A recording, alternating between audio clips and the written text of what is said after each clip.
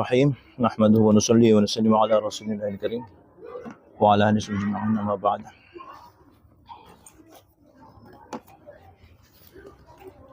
Bapak-bapak yang dimuliakan, ini kitab yang ada di depan saya ini sekarang. Namanya Kitab Bulughul Maram. Berisi kurang lebih 1.500-an hadis tentang fikih atau hukum-hukum Islam. Ini yang susun Syekh Ibnu Hajar Al-Asqalani, salah seorang ahli hadis yang bermadzhab Syafi'i. Kemudian beliau menyusun hadis-hadis yang dipakai oleh Imam Syafi'i untuk beristidlal atau berdalil. Jadi mungkin dua minggu sekali ya. 2 minggu sekali kajian kita mungkin insya Allah fikih. Fikih itu hukum-hukum dasar dalam Islam. Hukumnya air itu bagaimana, tata cara sholat bagaimana, zakat itu bagaimana, puasa itu bagaimana. Insya Allah nanti hadis-hadisnya dibahas di sini. Kemudian kita akan ringkas keterangannya sesuai dengan keterangan para ulama. Mungkin dalam kitab Fathul Qorib, ada lagi kitab yang lebih ringkas daripada ini, hanya keterangan saja, sudah tidak mencantumkan hadisnya. Ya Allah alam. Kita bersyukur kepada Allah Subhanahu wa taala di zaman sekarang ini, zaman yang serba mudah diakses, baik itu kebaikan mudah diakses di internet maupun keburukan juga sangat mudah diakses di internet. Zaman yang huru-hara sudah semakin tampak. Tapi alhamdulillah Allah masih gerakkan kita mau ke masjid dan mau duduk untuk mendengarkan tausiah mungkin, atau kajian, atau taklim. Ini adalah anugerah yang luar biasa yang tidak semua orang dikasih. Karena di luar sana banyak yang lebih mampu, lebih kuat, tapi tidak dipilih. Rasulullah SAW beliau bersabda, "Ma yuridullahu bihi khairan yufaqihu fid din." Ketika Allah menghendaki kebaikan kepada seseorang, maka Allah fahamkan dia, faqihu fid din, akan Allah akan fahamkan dia kepada agama. Jadi ciri-ciri orang itu kalau mau baik, Allah kasih faham itu agama kepada dia. Faqihu fid din. Nah, faqih ini biasanya identik dengan kata-kata fikih. Hukum-hukum Islam. Halal, haram, sunnah, makruh, mubah, dan yang lain-lain sebagainya. Jadi di antara maknanya ini hadis, ketika orang menghendaki kebaikan kepada seseorang, maka Allah pahamkan dia hukum-hukum Islam, tata cara dia bagaimana beribadah, bermuamalah, bergaul kepada sesama Islam, dan bergaul kepada orang-orang yang di luar Islam. Itu semua diatur dalam Al-Quran. Oleh karena itu kita bersyukur. Mungkin ini salah satu tanda-tanda kita ini mau diberikan kebaikan oleh Allah Subhanahu wa taala. Jadi alhamdulillah. Kemudian Rasulullah taala sekedar muqaddimah atau pembukaan untuk hari ini. Kita ingin sedikit bicara mengenai sejarah Al-Quran diturunkan di usia Rasulullah SAW itu usianya 40 tahun. Ini mohon maaf Bapak, saya gampang haus jadi sedikit-sedikit minum. Di usia 40 tahun, Al-Quran mulai turun wahyu. Dan wahyu itu bertahap. Sampai kurang lebih 23 tahun, itu wahyu baru sempurna. Al-Quran baru turun 30 juz. Kenapa demikian? Karena di antara sebabnya, agar perintah itu turun sesuai dengan hukum-hukum itu turun, sesuai dengan kejadian yang berlaku di masyarakat. Ketika ada kejadian, baru turun wahyu. Ada kejadian, turun wahyu. Ada kejadian, turun wahyu. Contoh kecil saja, ayat tentang khomer, atau ayat tentang minuman yang memabukkan. Yang pertama kali turun ketika apa? Ketika orang dalam keadaan sholat, dulu kan masih halal. Tapi ada orang masuk ke masjid, dia sholat, mabuk. Akhirnya bacaannya tidak jelas, ngawur kiri kanan. Turunlah ayat, janganlah engkau sholat wa antum syukara. Jangan sholat sementara kau mabuk. Berhenti kau dulu mabuk baru pergi sholat. Itu yang pertama ayat turun.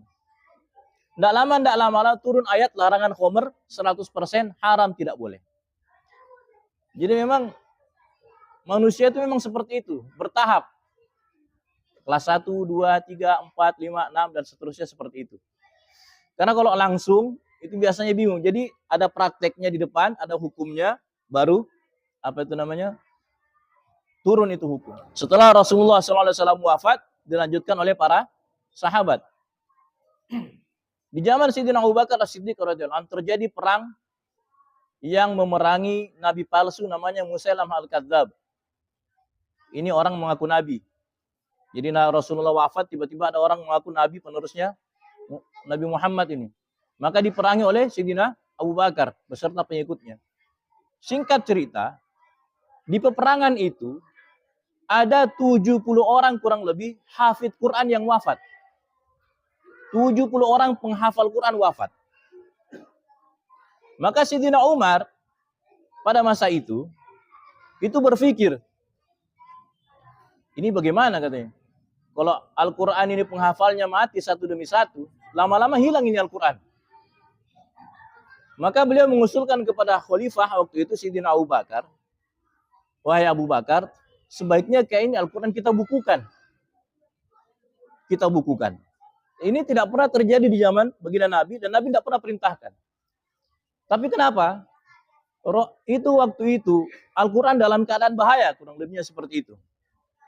Maka Abu Bakar menyetujui, dipanggillah kalau tidak salah Zaid bin Thabit. Menulis itu Al-Quran. Akhirnya dibukukanlah Al-Quran itu. 30 juz itu.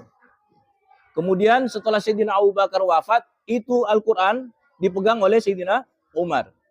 Kemudian diserahkan kepada putrinya Sayyidah Hafsah, yaitu salah satu putri istrinya Rasulullah Sallallahu Alaihi Wasallam. Setelah beliau wafat, Al-Quran itu masih dipegang. Di zaman Sayyidina Utsman, itu Islam semakin berkembang, semakin luas. Jadi ajibnya, ini sedikit kita putar lagi. Ketika wahyu itu turun, jadi kurang lebih dialek Arab itu, ada yang mengatakan 7, ada yang mengatakan 10.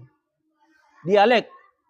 Kalau kita di Makassar ini ada dialek Konjo, ada dialek Lakiung, gitu. Kalau kita ke Bugis, logatnya orang Sopeng, logatnya orang Bone, sama orang Pare-Pare, beda. Sama orang Pindrang, beda lagi tuh. Arab juga seperti itu. Luar biasanya Rasulullah, ketika diturunkan itu wahyu, ada orang suku lain yang datang yang logatnya beda, dibaca persis dengan logat itu. Maka adalah yang namanya qiraah sab'ah. 7 cara membaca Al-Quran. Kalau kita mungkin dengar biasa imam, wadduha, wallaili idza saja. Di negara lain ada wadduha, wallaili idza saja. Macam-macam, ada 7 macam. Itu semua sebenarnya riwayat dari Rasulullah. Hanya saja siapa yang datang, seperti itu. Itulah luar biasanya bahasa Arab. Nah, pada masa Zainina Utsman, itu orang-orang membaca Al-Quran sudah mulai beda-beda. Beda-beda lagi. Di sana beda, di sini beda, di situ beda. Akhirnya diusulkan lagi, ini bagaimana kalau sudah begini? Akhirnya diambil lagi itu mushaf Al-Quran, kemudian disempurnakan lagi oleh Sayyidina Utsman, yang sekarang kita kenal dengan mushaf Utsmani yang kita pegang sekarang itu. Itu yang susun Sayyidina Utsman. Jadi dibukukan sempurna itu di zaman Sayyidina Utsman yang kita pakai sekarang ini. Sempurnalah pembukuan Al-Quran pada masa itu, dan selepasnya karena sahabat sudah sepakat, tidak ada perubahan lagi. Kemudian Rasulullah SAW pernah bersabda, khairul qurun qarni, tsummal ladzina yalunahum, tsummal ladzina yalunahum. Sebaik generasi adalah orang yang berada di zamanku, kurang lebihnya seperti itu. Kemudian generasi setelahnya, kemudian generasi setelahnya. Jadi ada 3 generasi di sini yang disebut oleh baginda Rasulullah Sallallahu Alaihi Wasallam. Generasi sahabat Rasulullah, kemudian generasi para sahabat, tabi'in, dan terakhir tabi'ut tabi'in. Sahabat orang yang bertemu dengan Rasulullah, beriman seperti Rasulullah, berjuang bersama Rasulullah dan bertemu langsung. Jadi kalau ada orang hidup di zaman Nabi, Pak, dia beriman, berjuang, tapi tidak pernah ketemu Nabi, tidak bisa dikatakan sahabat. Hanya bisa dikatakan tabi'in. Begitu juga orang tabi'in. Tabi'in adalah orang yang pernah belajar langsung atau bertemu langsung dengan para sahabat. Ada orang yang hidup di zaman sahabat, tapi dia tidak pernah bertemu dengan satu sahabat pun, maka dia tidak bisa dikatakan tabi'in. Berarti dia tabi'ut tabi'in. Tabi'ut tabi'in itu siapa? Orang yang pernah bertemu dengan tabi'in. Ini generasi 4, 3 generasi ini yang disabdakan oleh baginda Rasulullah Shallallahu Alaihi Wasallam. Inilah yang biasa disebut dengan generasi salaf. Maka ulama yang ada di dalam dinamakan ulama salaf. Baik. Setelah apa itu namanya Imam siapa itu namanya zaman para sahabat Rasulullah wafat, kemudian zaman para sahabat, maka di zaman para sahabat ada zaman tabi'in, kemudian zaman tabi'ut tabi'in. Islam tambah semakin luas itu, semakin luas. Banyak orang-orang ajam, orang-orang luar Arab yang mulai masuk Islam. Hadis juga sudah mulai keilmuan luar biasa. Maka cuman waktu itu hukum-hukum kalau kita mau ambil, mengetahui hukum-hukum Islam, kita langsung mengambil dari hadis Rasulullah Shallallahu Alaihi Wasallam. Dan itu tidak semua mampu. Tidak semua mampu, apalagi orang-orang yang di luar Arab sana. Maka lahirlah salah seorang imam yang bernama Imam Abu Hanifah. Ini ada yang mengatakan beliau generasi tabi'in, ada yang mengatakan generasi tabi'ut tabi'in. Tapi yang jelas masih dalam 3 generasi yang disebutkan tadi. Abu Hanifah ini diklaim atau disinyalir setelah diteliti, banyak orang yang mengatakan beliaulah yang pertama kali menyusun ilmu fikih. Jadi hadis-hadis tentang hukum dikumpulkan sama beliau, dijadikan satu kurikulum dalam Islam namanya fikih. Di situ pula lahirlah hukum yang namanya wajib, sunnah, mubah, makruh, haram. Wajib itu apa? Perkara ya kewajiban kita itu. Sunnah itu apa? Perkara-perkara yang mungkin disukai oleh baginda Rasulullah. Mubah itu apa? Yang boleh dikerjakan, boleh juga ditinggalkan. Makruh itu apa? Perkara yang dikerjakan nggak apa-apa, tapi hanya saya dalam agama itu kurang pas atau tidak disukai dalam agama. Haram itu apa? Jelas larangan. Lahirnya ini bagaimana? Karena kalau kita baca Al-Quran, Pak, itu cuma perintah sama larangan. Kulu wasyarbu wala tusrifu. Makan dan minumlah. Berarti makan itu wajib. Makan itu wajib atau bagaimana? Oh tidak. Maka di situ ada yang namanya usul fikih. Cara istinbat atau istidlal, cara mengambil hukum dari Al-Quran dan hadis.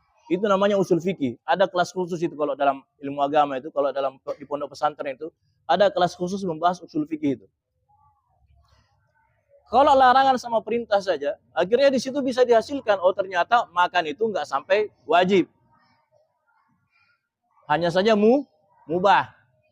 Boleh makan, boleh ya. Dan banyak perintah-perintah seperti itu. Ada yang kuat, ada yang tegas, ada yang tidak tegas, ada yang perlu dirinci. Itulah apa itu namanya ulama-ulama fikih tampil di situ dalam apa? Menggali hukum-hukum dalam Al-Qur'an. Contoh saja contoh. Jadi kalau dalam hukum Al-Qur'an, hukum agama itu para 4 mazhab itu mengambil dari Al-Qur'an, kemudian Al-Hadis, kemudian ijma', kesepakatan para ulama atau kesepakatan para sahabat. Jadi ada perkara-perkara yang tidak ada di zaman Nabi, ditemukan di zaman sahabat, itu sahabat yang sepakat. Seterusnya begitu. Bahkan sekarang ada perkara yang tidak ada di zaman Nabi, sahabat, tabi'in, ada di zaman sekarang. Contoh, hukum jual beli, Pak, itu dibahas zaman dulu. Antarodin, ketemu, ijab kabul, saya jual, saya beli. Ketemu, serah terima, langsung saya jual, saya beli. Itu hukum jual beli yang asli. Bagaimana sekarang kalau kita lewat Shopee? Kalau lewat online, kita tidak ketemu. Kita cuma lihat barangnya. Sementara hukumnya jual beli yang asli itu, harus kita tahu betul barangnya, asli atau tidak, Ketika kita setuju baru kita beli. Sepakat harga, baru kita beli. Lalu bagaimana kalau di Shopee? Nah, itu disitulah yang namanya kias.